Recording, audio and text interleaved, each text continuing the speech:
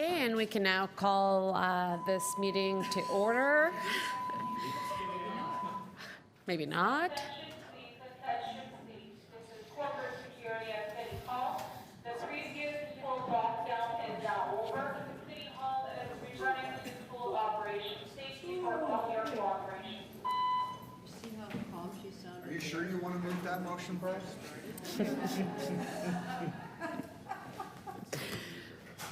Okay, Councillor Bradford, go ahead. Great, thanks very much. So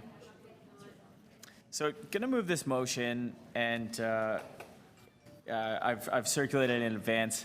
It's on the screen there.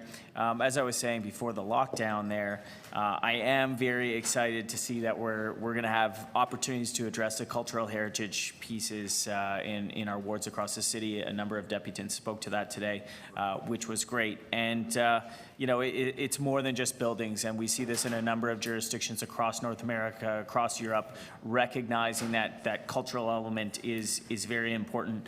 I was also really excited about the citywide approach that we're going to be taking here. You know, recognizing that we do need to look at the development activity, but there will be other criteria in the MCE tool that we'll be looking at that will be driving some of these studies. There are areas in the city that aren't necessarily experiencing high density growth, but in fact are changing rapidly. And you look across East York, there's a lot of good examples there with respect to committee of adjustment, with respect to a number of the development applications that are coming on a site-by-site basis. It's maybe not large-scale development, but it is development that's changing the character of some of those neighborhoods. I do think we need to balance the priorities and the policies of heritage with the need for affordable housing. And I'm pleased to see that this framework here and the approach is focusing on accelerating the heritage processes across the city. And I think it's important for us to have a framework in place that makes it very clear on what you can expect, both as residents, as homeowners, as people who are renting in the area, as people who would like to bring forward applications in the area. By putting heritage up front, I think we're going to get better outcomes for everyone. So the motion that I have here is well, it really pertains to all of our heritage. Well, it does. Outstanding Heritage Conservation District Study Areas, Gord, including the Sunshine Heritage Valley. This is a one-of-a-kind in Toronto, wartime development. It's been on the books for a number of years, as many others are. And so as we reset here and hit the reset button, I want to take this opportunity for staff to take another look at that. So appreciate your support. Thank you. Thank you. Any other speakers? Can I just roll my eyes? Okay, just roll your eyes. Done. We're concluded with that. So I do have a couple of motions. The first motion is actually from the Toronto Preservation Board, so I'm moving it on behalf of the Toronto Preservation Board. And the second motion is in an attempt to support staff and to report back, because as it was mentioned in the report, I think Bill 108 just actually gives some urgency on how we need to move on this much faster. And so I think that this is great work, and I know it's an incredible amount of work, but anything we can do to ensure that is proceeding as fast as possible and that this committee is getting the reports back and monitoring the situation, I think it's really important. So thank you for the work that is being done, that will be done, and we're looking forward to continuing monitoring this process. So if I could have your support for the motions. We'll start with Councillor Bradford's motion. All those in favor? That carries. And next motion on behalf of Toronto Preservation Board. All those in favor? That carries. And the last motion. All those in favor? That carries. Item as amended. All those in favor? That carries. Okay. On to the last item of the day, 7.12. How does the city grow? We have a presentation. Okay, Daryl, go ahead. Well, Okay, go right ahead. Other delay. So on page 25 of the report, there's a summary called the housing forecast. And I'll just read you the first sentence. It says, Toronto's housing growth is also on track with the household forecast supporting the growth plan 2017. Then you go to the top of the third column of page 25 up here, and it says, this indicates that the city already has more than sufficient potential housing to accommodate the forecast growth to 2041, which is great. So the report doesn't, the only issue I have with the report is it doesn't really separate tenure of ownership. It speaks to residential. And yes, we do have more than sufficient residential in the pipeline and being built to support the population growth. On the very last page of the report is a table, and it's probably very difficult for you to see there, but it's on page 31. And what it does is it separates freeholds, condominiums, and purpose-built rental by completion by year. So the completions of rental are here. I submitted a letter as well, which makes it a little easier to see. But what you'll see here is, on the condo side, we've had just short of 73,000 completions in the last 5 years. On the purpose-built rental side, we've had 6,000 completions in the last 5 years. So I don't know how we can do this, but we need to focus a little bit more on the tenure of ownership, because we talk a lot about the need for more purpose-built rental. The report speaks to housing generally, and it says we have more than sufficient housing to support our population. I'm on a task force with Deputy Mayor talking about how can we get the focus on new supply of rental. So perhaps moving forward, we can separate these numbers into buckets, ownership versus rental. So that's all I have to say. I'm not making any recommendations more than that. It's just that when you do look at the numbers, it's very low. It's 1,200 units a year on average over the last 12 years, over the last decade. And if you look at the left column, we were popping out 14,000 units on average a year in the mid-60s and 70s. So right in here is 1969 in the middle of this column. That's 50 years ago. So those few years above that are slightly older than 50, and those other numbers just below that are slightly younger than 50, but that's an average. So out of our big boom decade was 65 to 74, 140,000 units of purpose-built rental, all in and around 50 years of age. Thank you. Thank you so much. Any questions? Seeing none.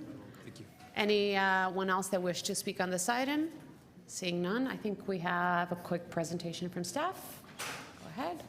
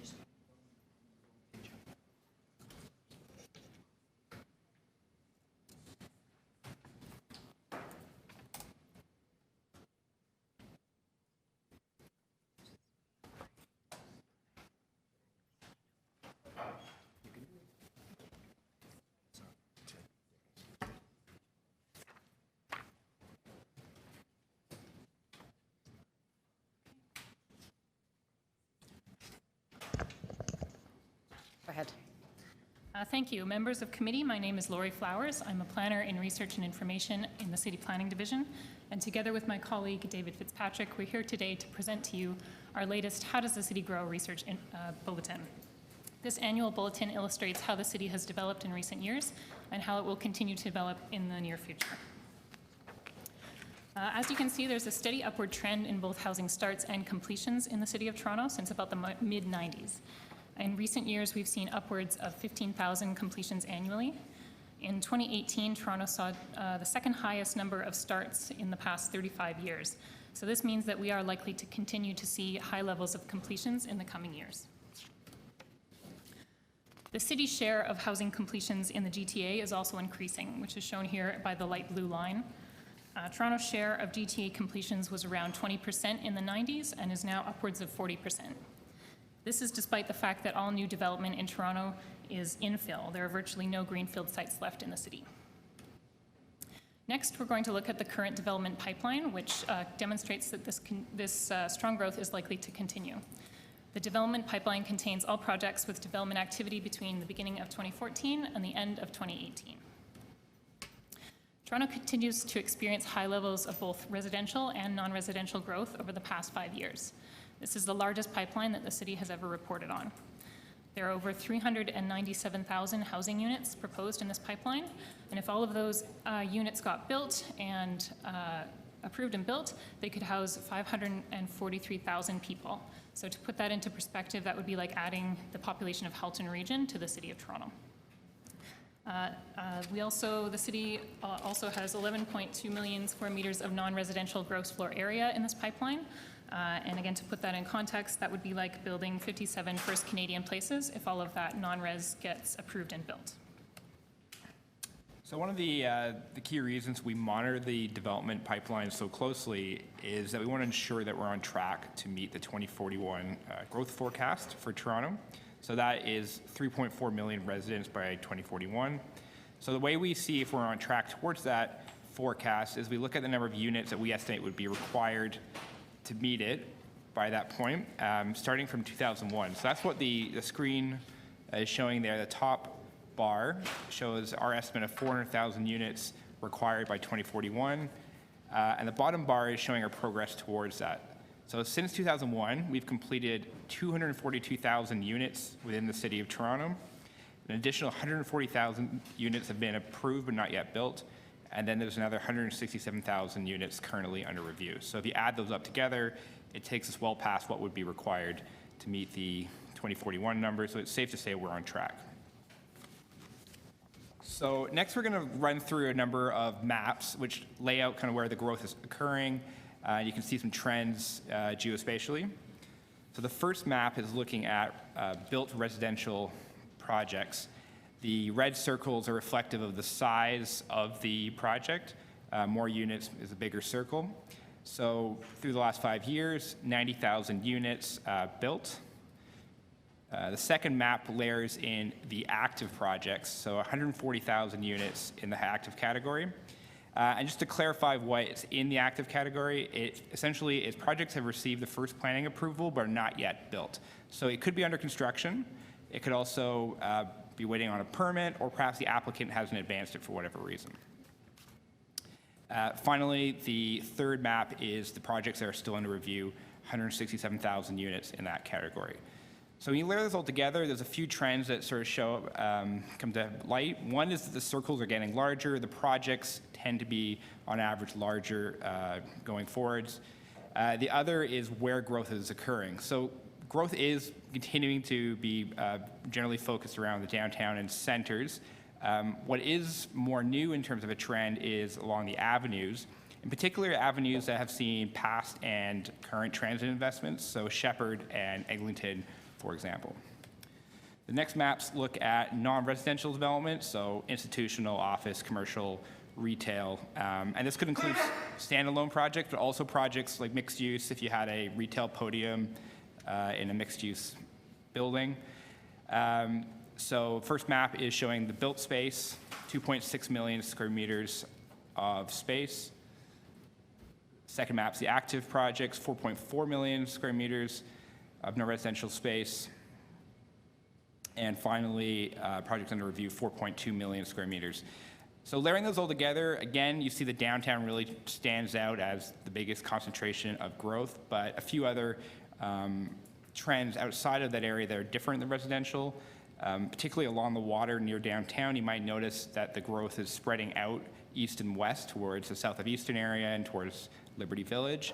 And that's reflective of the way office development is moving in those areas. Also, the purple shaded areas, those are the employment areas. A lot of development activity is occurring in those areas. They are accounting for over 30% of non-residential growth in the pipeline. So in summary, the pipeline shows that growth is occurring where it has been targeted by the official plan. 84% of the proposed residential units and 90% of the proposed non-residential GFA is in these areas targeted for growth. This is, again, the largest pipeline that the city has ever reported on in terms of both of the amount of proposed units as well as the amount of non-residential gross floor area. However, given the scale of this proposed development, it is becoming increasingly important to link this planning for growth with infrastructure. Thank you for your time and attention. Thank you. Questions of staff? Councillor Carroll. The slide, you can go back to the slide where you were adding the green dots, then the yellow dot, then the other shade of green. That's the residential ones. Yeah, these ones, that one there.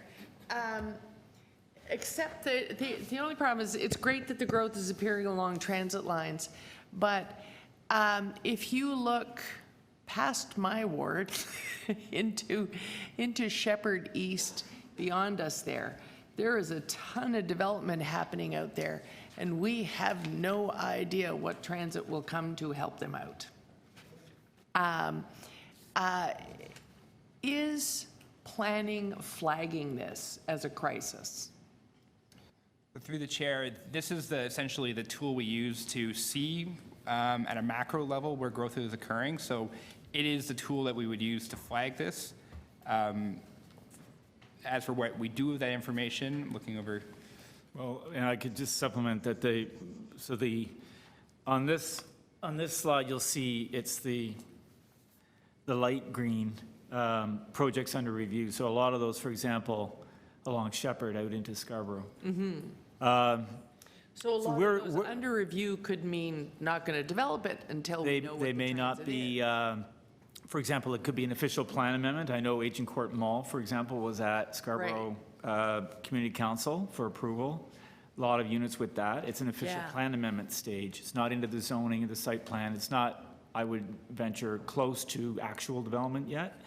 But a couple of other key points. One is that what we're not showing you are maps where we have planning frameworks. So for example, in Yonge and Eglinton, and in the centers and many of the avenues, we put in place planning frameworks. Yes. So that this is an input, but really it's the planning framework that brings together the growth that's happening and the infrastructure that's required to maintain or support livability in these areas. And we have planning toolkit then that we would apply to integrate the land use changes and the growth that's coming with the infrastructure that's needed, using holding bylaws, for example, using not passing zoning bylaws until we have the infrastructure necessary, using transportation. Including transit Transportation master plans in some of these areas are seeing significant change. We would do a transportation master plan, a services master plan. We did that in the Portlands, for example. So there are many, many ways, and throughout Teal Core and Yonge and Eglinton, of course, both areas had very large infrastructure strategies to go with them. And we will have to continue to be diligent going forward, especially with the changes in legislation, to make sure that we maintain the connection between approving growth and planning the infrastructure. So could we use that as a lever then in that area? Well, has it ever been used before effectively to the point of saying, okay, there was a transit proposal here, now there isn't. We have all this speculation, and we really can't proceed to zoning until you tell us what your perforated So line. I think, I wouldn't, I can think of a famous one that was the Canderel proposal. I believe it was in Scarborough by the old Sheraton Hotel. I forget. And Kennedy and Shepherd area. Kennedy and Shepherd. And it now has very large condominium development there. That was a OMB hearing that we lost. And we took the stand that there was no transit in the offing. Yeah. And that we were against the rezoning, and we lost. Yeah. So, we will continue to pursue that line of logic strenuously, and we will have to continue to pursue that. Eglinton looks more promising, of course, because we have transit opening in 2021. But I think you will see that issue only becoming more prominent and maybe we'll be back at the OMB saying that we can't approve something, or that we have to stage gate the approval. We could approve the official plan, Right. but maybe not go to zoning until we have a better assurance that we have the transit facilities. Right, okay, Okay. thank you. Thank you. Any other questions? Councillor Bradford? Thanks very much. How does the city grow? With the steady hand of David Fitzpatrick. Thank you both very much for this. Sorry. One of the big headlines here, I think, is the first few slides, 140,000 units that the city's that has been approved but not yet built. Do we have any indication on why this might be the case? Yeah, through the chair, we've looked into this issue multiple times because it continues to come up. And the reality, the answer is complex. There's not a single simple answer to it. Some of the applications have part of their planning approval, but there's other stages to come. In other cases, they're waiting, they're at the permit application stage. And a lot of the units are under construction, like 60,000 of the 140,000 are under construction. So I just want to be clear about that number, the 140,000, and not misconstrue it as simply applications that are just sitting, waiting as supply. There are a few of those, yes, but it's not the majority. So they're essentially working their way through the system, but they're at various different stages within. I would just add that many are applications where somebody has rezoned the property, but maybe not with the intent of building it. So they've created the land value through the rezoning, and they intend to pursue a sale, or they're sitting on it. I can remember some on one that at Dundas and Runnymede, of a mid-rise, 6 stories that we approved in 2005, and I always thought it was the greatest little proposal. And only recently have I noticed that the dirt has started to move on the site, and that's 14 years later. So properties changed hands, businesses come and go. We don't get into we don't always have the knowledge of what they're up to. So there are different challenges, but that is the narrative we hear all the time is, we've got 140,000 approved, not yet built. Why aren't we seeing, is it a supply issue, is it a demand issue? What is that, when we look at this number and the context that some of those are under construction, some people are sitting on them wanting the uplift in the value, and then we have legislation that comes forward from the province under the guise of this sort of stuff with Bill 108, that's problematic for us. This would suggest that the approvals on our end are not the issue. That's correct. I don't believe they are. This demonstrates that zoning is not a panacea for our challenges that we have Right. in confronting housing in the city. So the other thing that was, Make me say that like 12 times. so the other thing, I think it's part of it, in my view, but the other piece that was interesting was that about a fifth of it now is, we're seeing that on our avenues, and mid-rise units, more mid-rise units. To me, that shows that we're kind of moving away from the sort of spiky development that we've seen in previous years and getting more of the mid-density, mid-rise growth, that livable building form that we'd like to see.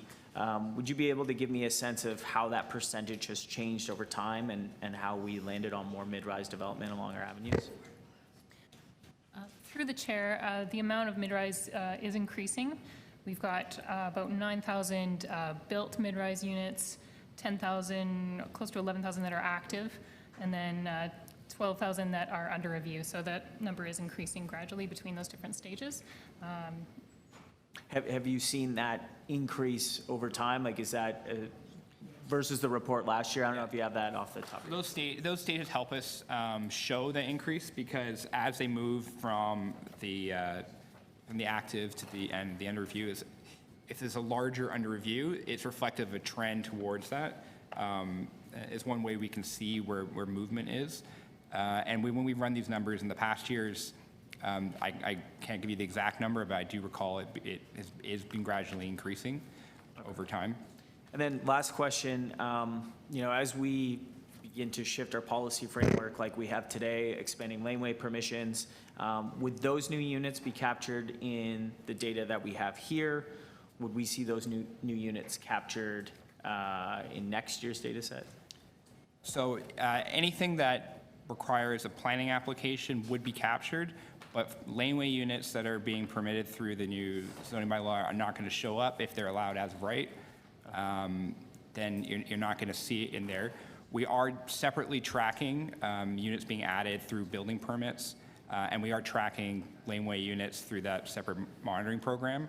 And we also are tracking planning applications in neighborhoods to see what kind of buildings are being added.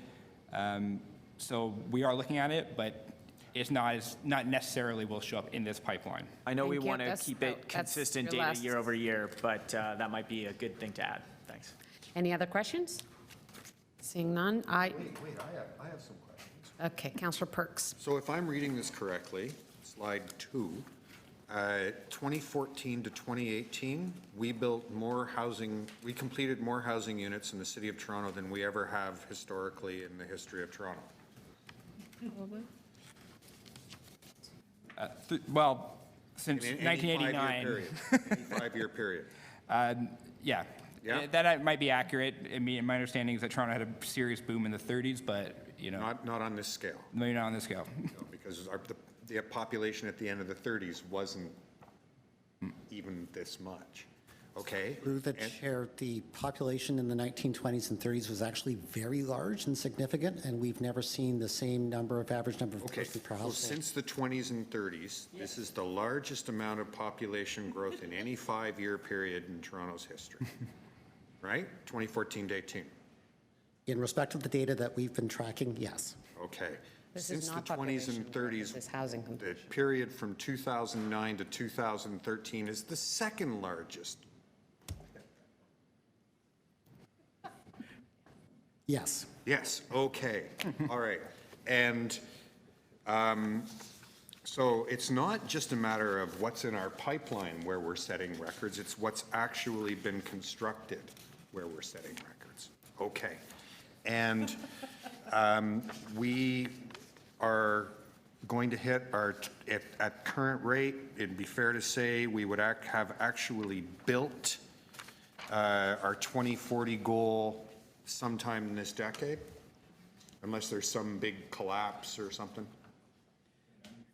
Through the chair, it depends on the actual pace of development. It's a combination of both the units and the pipeline that's in, people rather that are in those units. Yeah. Based on the pace of development, we'd likely achieve the 2041 forecast before 2041. The population, however, because the average number of persons per household is lower because we tend to be building smaller units, it will occur before 2041, but not quite as soon. Not quite as soon. Okay. So there are a couple of pieces in that about the population. So one of the things that we are seeing, I see this, I have an R zone inside my neighborhood. I'm seeing population decline in the R zone inside my neighborhood. Now, the thing I'm finding there is places that currently have 20 units are becoming 6 units. Is this, Or and that's having an effect on the population growth piece as well, right? That and smaller household sizes, yes. Smaller household sizes, and so in areas where it is not only the case that you can build multiplexes in an R zone, but it's actually already built, we are seeing some population decline, both because of losing units and because of smaller household sizes. Is that correct? Through the chair, that's correct. Okay, so simply saying that you can put multiplexes inside residential areas would get a whole lot of new population runs counter to the evidence of what we are observing happening in areas where it's already built with multiplexes. I think as we've discussed many times, there are a lot of demand and supply factors at play.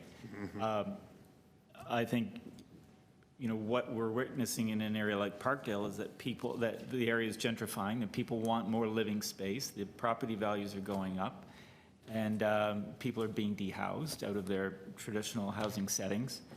That's a function of values, not land values, but the values of people wanting more living space, some people being able to afford it. And it has nothing to do with the zoning in that case. What was that you just said? I don't believe it has anything to do with the zoning. Thank you. I believe there are other areas, however, where, for example, on the avenues, where we put in place as-of-right zoning along St. Clair, for example, where the zoning can provide a certain amount of certainty of expectation for the community and for the investors who are developing those sites, and it's beneficial in those cases. So that's why I kind of say it's not a panacea, it's not a magic bullet. In some cases, it may be more relevant than other cases, but it is not an automatic straight line between zoning and making housing happen.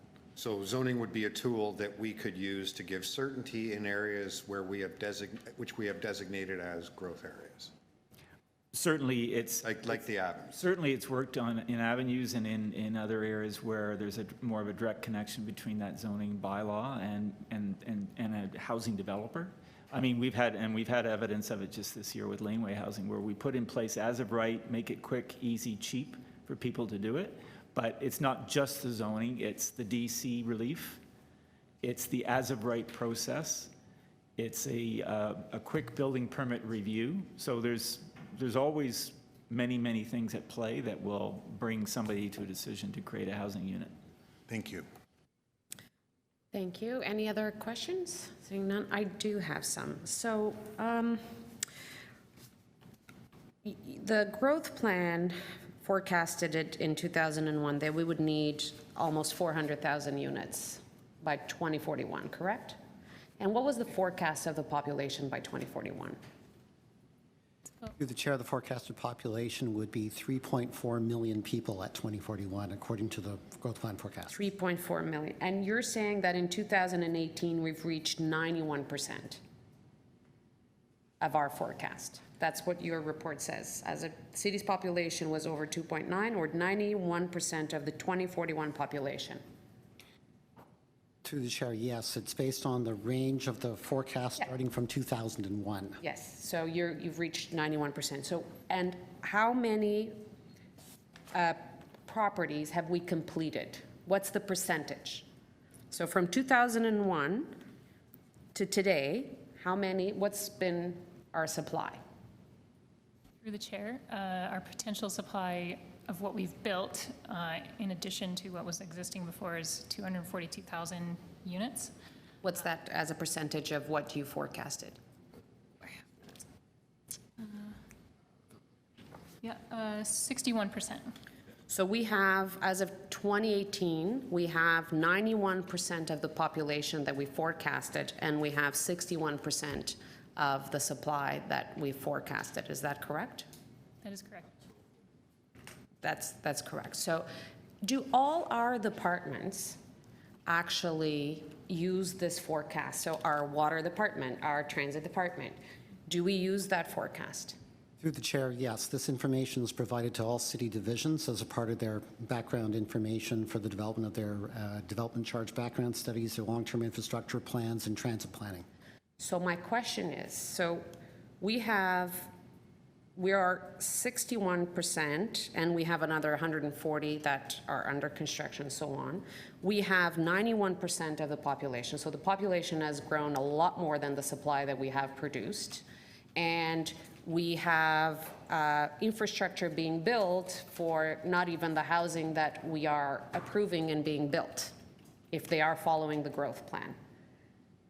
At what point are we going to bring these together? At what point are at least the infrastructure and the supply, are we going to try to reconcile some of these stuff? Well, that is what we have been doing in Yonge and Eglinton and TO Core, is bringing them together and connecting them. So to project a certain amount of growth based in a secondary plan area, and to develop discrete infrastructure strategies and implement it through the 10-year capital plan, so that and pay for it through DCs, This is why we have a concern with the new community benefits charge in the new bill, because we banked on those DCs coming in with that projected growth over the next 10 years to pay for the infrastructure that's required for these people who are arriving. So my question is, with this growth, and I know that, I mean, we as a city and planning and everything, we are dealing with an unprecedented number of applications in our planning department. Complex, a lot of numbers. We're producing, like Councillor Perks said, unprecedented number of units. But at the same time, we have an unprecedented pressure to actually catch up with being proactive on doing this analysis. Otherwise, it's not even that we're not building for the infrastructure, we're not even planning for the infrastructure to respond to this growth. Is that correct? I'd say we're planning for it because we undertook the infrastructure strategies in TO Core and Yonge and Eglinton and How other. about Toronto West? And the other planning framework. So for the Galleria, for example, we've conditioned the approval on community center renewal, daycare, affordable housing, maybe not the best transit solution, but, and so on and so forth. Every time we look at a precinct or a secondary plan area, we have to turn our minds to the infrastructure strategy that's needed. Do we need to speed and focus a bit more on the kind of work that we did in the TO Core and the TO Midtown? Yes, and we had very similar discussion last year when the report came forward, and we on our work program that this committee sees every year, we have planning frameworks that we bring to you throughout the course of the year. Don Mills Crossing, reviews of North York Center. I mean, it's a long, long list where we're doing just what you suggest we should do. Okay. And we also need to acknowledge that there is there is a growth of the population that is growing a lot faster than the supply that we're doing. I mean, our forecast is at 91 in population and 61 in supply. So there's clearly, the supply is not responding to the population growth at the same speed. Through the chair, the supply is responding. We've got a tremendous number of units. So if we built 61% to 91% of our forecast. Through the chair, the 91% refers to the total population that exists in the city relative to the growth plan forecasts. The gap is smaller. The number of units we're referring to are the units required to achieve those 399,000 units that are required. So of those, we're at this from 2001. I'm sorry, but didn't the 399,000 units, didn't you come up with that number in order to respond to the population that would be 3.4 million? You came up, we said, in order to serve 3.4 million people by 2041, we need 399,000 new units. Is that correct? Through the chair, that's the growth plan forecast, yes. That's correct. So in order to serve 3.4 million people, you need 394 million. You now have 2.8 million people, and you only have 242,000 million. So you have 91% of your final number and 61% of your final number, no? We need 61% of the new ones needed, not the total housing in Toronto, using different denominators. So we're at 91% Of the population growth.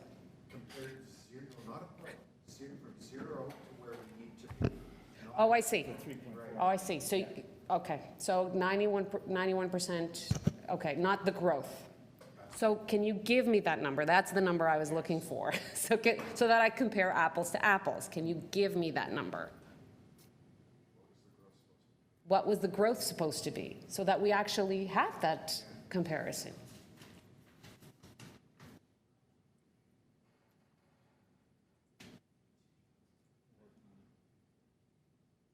Through the chair, I don't have those numbers immediately before me, but I can provide them.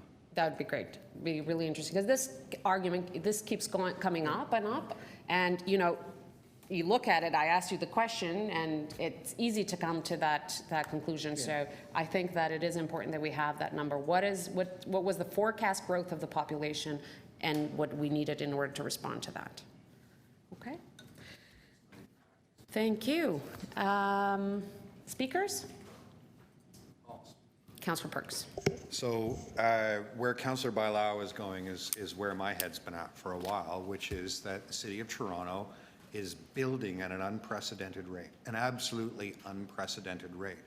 And any claim that either the cost of building in terms of fees and charges and taxes, or the regulations in terms of building, in terms of planning approvals, zonings, site plans, building permits, are obviously patently false. The rules that we have here are clearly allowing us to build faster than we have built at any time since 1920s and 30s, and we're outpacing the expectations, both in terms of residential and in terms of employment in the provincial growth plan. We are building faster than any other municipality you can name in North America. Just as an exercise, I sort of thought about it, and I thought, of any elected official in the last decade, the person who has voted yes for new housing most often is a City of Toronto councillor. Like, literally, the problem is not here. The problem, I think, lies elsewhere. I think the problem lies with things like the Condominium Act, which made it possible for investors to come in and finance the construction of very large numbers of units, take their profit, and be out. That didn't used to happen. Development didn't happen like that in the Greater Toronto Area until the mid-'80s, and it happened as subdivisions out around the periphery of Toronto. So the Condominium Act has created an incentive for money to flow into the Toronto real estate market, often from within Canada, but as well from the States and other places. Finance a development, either by being the financing for the land purchase or the financing for the construction, or the developer taking their profit, so that we are seeing unprecedented amounts of money made off real estate that doesn't stay in the housing system. It leaves the housing system once those loans for purchase of land, construction, or the profit has been taken, and leaves the housing system altogether. So unlike any period in Toronto's history, we are generating cash off real estate that is leaving the housing system. That's why housing prices are going up. It is not because we're not building. It is not because of a constraint on supply. It is not because we're not keeping pace with demand. It is because we have one of the most financialized housing systems in the history of real estate in North America or Europe. Right now, we're living through it. We're living through a period of very low inflation and very high return on real estate, making this the most attractive place for rentier capitalists to invest their money in anywhere in the world, pretty much. And that's why we have an affordability problem, not because of our zoning bylaws, not because of the development charges that we charge. And I'm glad to see there's some evidence to show that we're building to keep up with demand.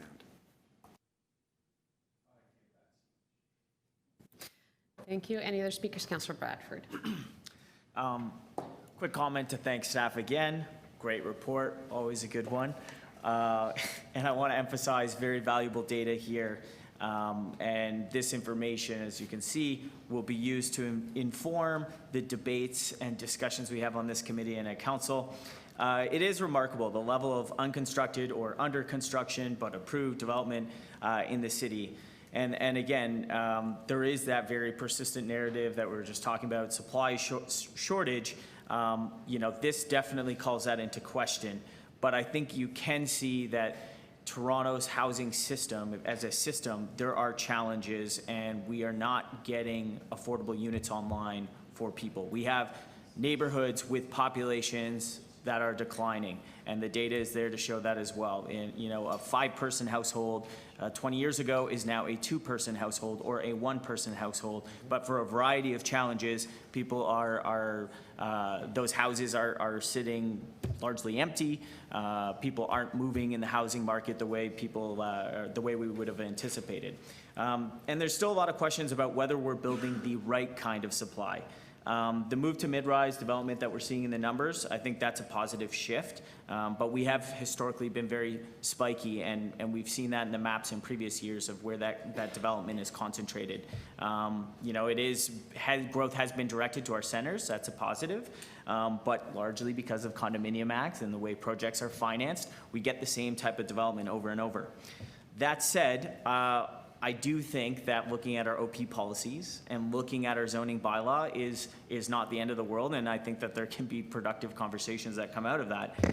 We heard our chief planner offer comments where we have looked at zoning, as of right zoning on our avenues, where we have looked at zoning laneway housing options, and we've had success there. We've been building different types of housing, and that's a really important thing for us to do going forward. The phrase is, it's not a panacea. It's not a panacea, but affordable housing is a bunch of different things across a bunch of different divisions, and all of it needs to be looked at in the aggregate. So there is an element of development charges when you're looking at doing 3-suite units. Like that is a factor for the carrying costs and the performer on those projects. Water connections, ingress, egress, all of these things need to be considered when we're looking at these projects that are at a much smaller scale. It is not an apples to apples comparison when you're looking at a 3-unit or a 6-unit project versus a 60-story high-rise. And by the way, they're not the same players. And there are people that are in these projects that are literally financing it based on the last small renovation or application that they did. So it's very different. The context matters. The part of the city matters. That also plays a lot of factor. And all of these things need to be considered. I don't think we should be writing anything off. I think we should be looking at all of the options, putting them on the table. And this information in the report is always a great place to start. So look forward to doing that work with all of you after the summer break. And thanks again for everyone's work on this. Thank you. And to add just a bit of color on all this discussion, I just want to bring, I think, two important aspects to this conversation. One of them is really the infrastructure conversation. I think the more we go out and talk to our communities about development and bringing more development, and I have, for example, I represent a community that is very open to development, but they're starting to question some of this infrastructure. They're starting to see the pressure on some of our public spaces and some of the infrastructure. And we need to grow. We'll need to continue to build at this pace. And if we want our communities to welcome this and not to have development being an extremely divisive issue in our city, we need to make sure that we're producing the infrastructure and we're building the infrastructure. And I think that things like ensuring that the TO Core, Midtown, that we push through that infrastructure, then we're planning and we give some certainty to our communities that we're having a holistic view, and it's about community building, and it's about welcoming the new neighbors that are going to be coming to our city and our neighborhoods and our communities, but it's also about making sure that we continue to have healthy and livable communities. I think it's really important. The other one that I think is, there is this question, yes, about are we building enough supply and the population and so on, but there's also another lens that I think it's important to bring into this conversation about the zoning and the OP, which is equity. And when we talk about rooming houses, when we're talking about triplex, when we talk about secondary suites, more than also being about affordability is also about equity. We're also talking about what kind of city we actually want to build in here. Because in certain neighborhoods, when you're talking about homes that don't go for less than 1.5 million or 2 million, you are excluding a lot of people if you don't start having things like secondary suites, like laneway houses, or you're excluding people from living, close to their universities if you don't talk about rooming houses around York University or Scarborough Centre.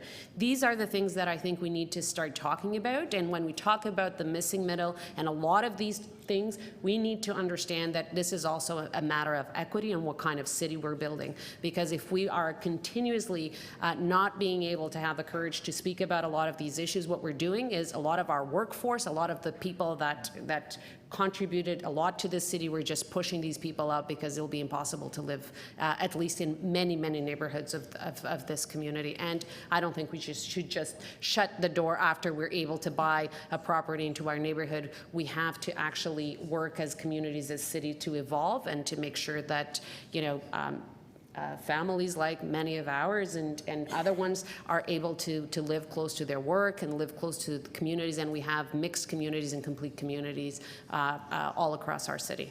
So with that said, I think that I just need a motion to receive. Adopt. Okay, I'll move that. All those in favor? Thank you. And that's it. We're adjourned. Thank you, committee, for great work.